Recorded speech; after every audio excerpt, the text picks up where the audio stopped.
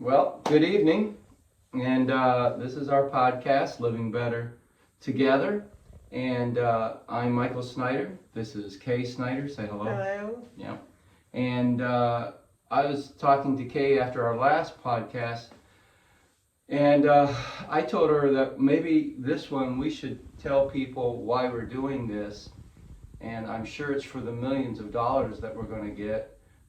And I don't know who's going to play me in the movie or her, but and that's not why. Yeah. So we're going to start with Kay. It's her turn to start first, and we're just going to, for a few minutes, explain our heart, open our hearts, and tell people why we're doing this and what we would like to see from our podcast. So, okay. Okay. Well, first off, we're doing it because as Christian couples, we just want people to know what God's will is for their marriage. For Christian marriages, beginning even with dating, there needs to be a purpose, there needs to be a vision. You need to understand that being Christians, that you're going to grow, you're going to mature, you're going to have challenges, you're going to have victories. Each person coming into the relationship needs to have a strong relationship with God. Therefore, they know that they're in God's will to get married. They're praying about who to get married to. When you're doing it of God, there always has to be purpose, always has to be vision. There always has to be something, a goal that you are reaching. The biggest thing is we are made in God's image. So I just want people to understand when they are getting into relationships, wanting to be married, they have to realize that they are made in God's image, which means that there is peace and there's holiness and there's righteousness and all of that we need to strive for when we are going to get married, wanting to get married. Our marriage is supposed to reflect God's marriage to the church. The church being his bridegroom, what does that look like? That's taking time in the Bible and understanding what you're doing as a man, what you're doing as a woman, to become one flesh. That's what God wants us to do. So we just want people to understand that being Christians, wanting to be married, wanting to have, a spouse, it's going to take a lot of work. It's going to take a lot of prayer. It's going to take a lot of sacrificing. You're going to have to die to yourself. Every morning you get up, you're going to have to say, Lord, show me how to serve my spouse, not show me what I can get out of this. It's, Lord, show me what I can do for my spouse, what my spouse needs from me. During the good times, it's going to be fun. During the challenging times, you're going to have to work at it. You're still going to have to ask God to show you how to deal with that person, deal with what he is bringing out of you.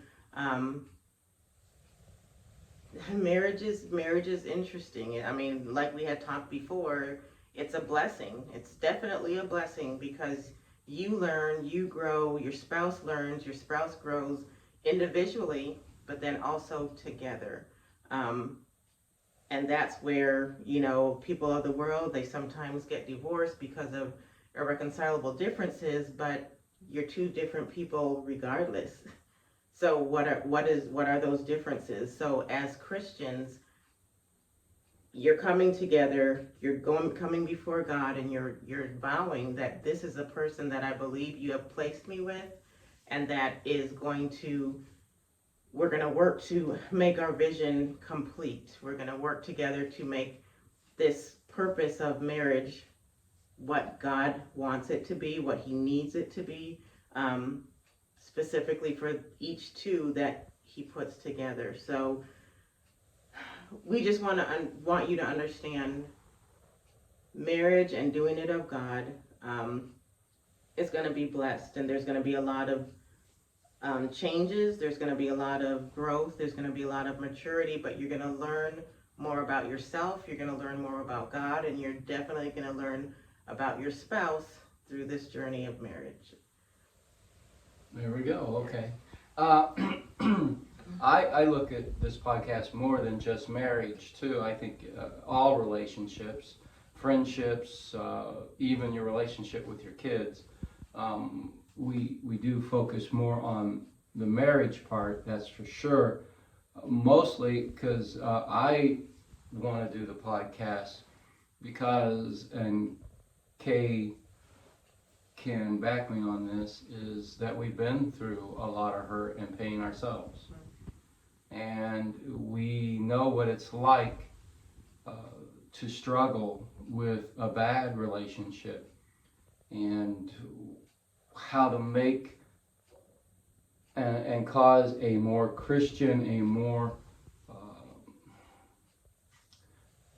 a relationship, because before I didn't have a relationship. It was two people living together, and that's not a relationship. And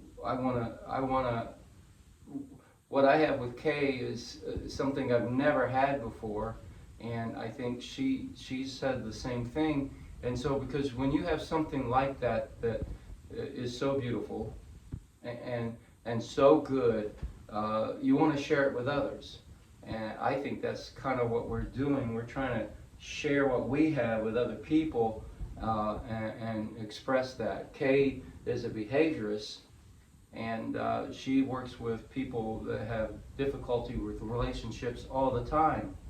And she understands, because of her schooling and of her working with people and her experience, she sees where relationships deteriorate and what it takes to build them back up or to maintain them.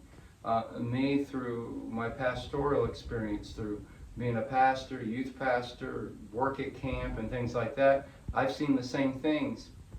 And we want to bring some practical lessons with God's lessons and help people, because people need help. And we want to be that help.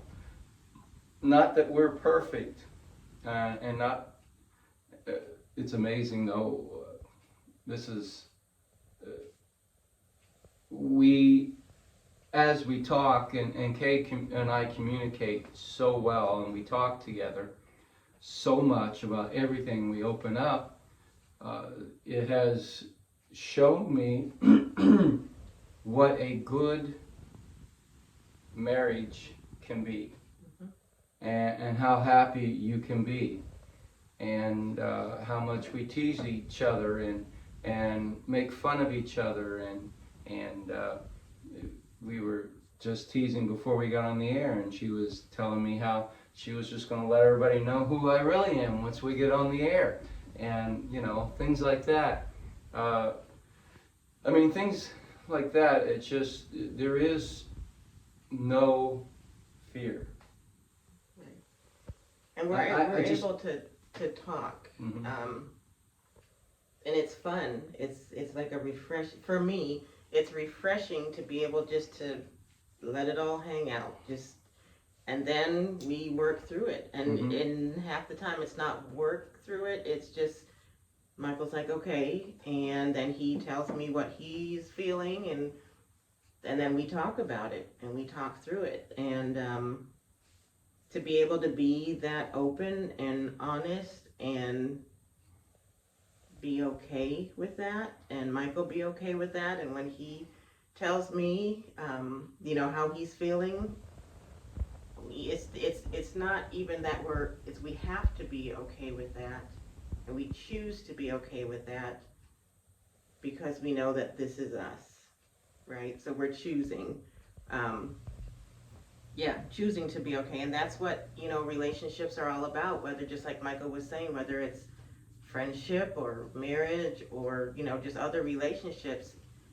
If that's the person who's like, yeah, I want to be her friend, or I want to be his friend, or I want to be married to that person, it's a choice. You know what I mean? So from day one, you're choosing every day to wake up, to love the person, to accept who they are, to accept when they're making their changes, and that there's going to be things that you're going to have to do. You're going to have to be patient. You're going to have to be open. You're going to have to be understanding when they're going through their changes, and then the other spouse is the flip side. They're going to have to be understanding and patient and all of that when you're going through your changes. But in the end, it's all good. Well, there's two things that we have to always remember.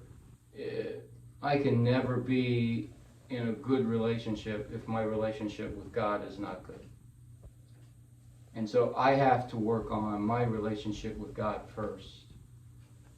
If I want to be a good husband, I want to be a good disciple first. And if she wants to be a good wife, she wants to be a good disciple first.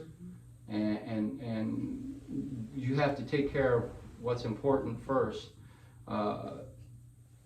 before you can have a good relationship. We learn about good relationships based on our relationship with Christ and how He treats us and how we treat Him and how we act and interact with Christ. That is how we'll interact with each other. And so your first relationship with Christ should always be first. Then the first thing that always pops in my mind when we talk about love or in marriage, and love covers a multitude of sins. And it does. Not everything I do is hunky-dory. It's not, but she still loves me. And most everything she does is not hunky. No, I mean, no. But there's not always going to be a time where I totally agree with everything she said or did, or I enjoy it. And she's not going to like all my jokes, and she's good at telling me that. There's not always going to be this period where we just get along totally, but love covers a multitude of sin. I think what that means, and we can get deeper later, is probably a shallow interpretation is this. There's things that are important, there's things that are not that important. It's just not. And you have to ask yourself, how important is this? Because, she likes to do her and I know this sounds silly, but people argue about these things. How she handles her toothpaste and how I handle mine. That's what we do. She has her own, I have my own. Whatever she wants to do with her roll of toothpaste, she can do, and I have my own. But those things like that, little things like that, love covers. They're just not that important. And that is something that I try to do every day, is what is important. Well, her feelings are important. Her feeling free in her own home, that's what's important. What's important, not me getting my way, is not important. Not always being right is important. And I think that's two things we got to remember as we try to help people and move people along. In any relationship, Christ comes first in your life and His relationship. And then when you deal with people, any person, even in a marriage, love covers a multitude of sin. And we're to remember there are things that's just not that important. They're just not. Who cares if somebody didn't throw something away? Just pick it up and throw it away. It's not that important. It's not. Who cares if they don't vote? No, now I'm starting to get. Anything else you'd like to add?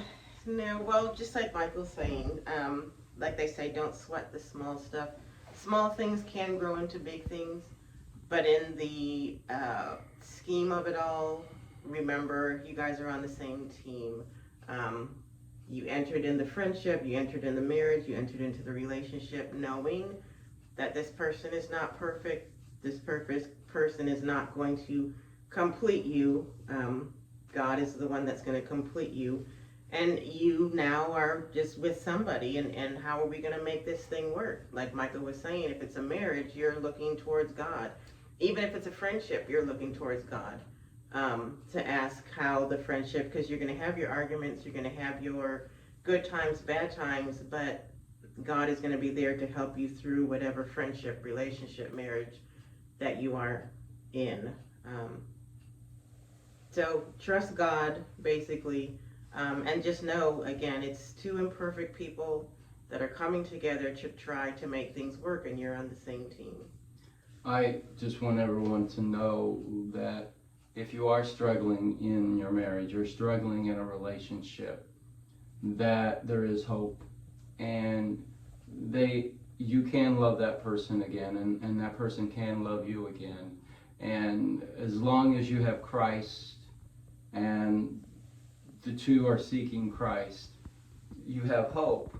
And that's what we want to bring and let you know and encourage you that things don't have to be perfect. They don't. We are two imperfect people trying to live a perfect example. And that perfect example is Jesus and the church. And that's what a marriage is, an example of Jesus Christ. And so we'll struggle with that. Struggle together. And I don't want you to ever think that you can't fix this, because you can, if you want to. That's the thing. You want to. If you want to, you'll make it work. If you want to, you'll seek out God. If you want to, you'll talk and you'll communicate. And if the other person is in the same and they want to as well, it's going to work, because you'll be working together. It's just sometimes you need some tools to help with that. Yes. Yeah. And that's what we're trying to do. And so that's our heart, to help people build stronger relationships with Christ first, and in doing so, build stronger and better relationships with others, especially marriage. That's your second most important relationship. And we'll talk about some things as we go along, and how we can do that, and that's what we're trying to do. Anything else? Nope. Nope. Just keep God first in everything. Awesome. Bye. Bye.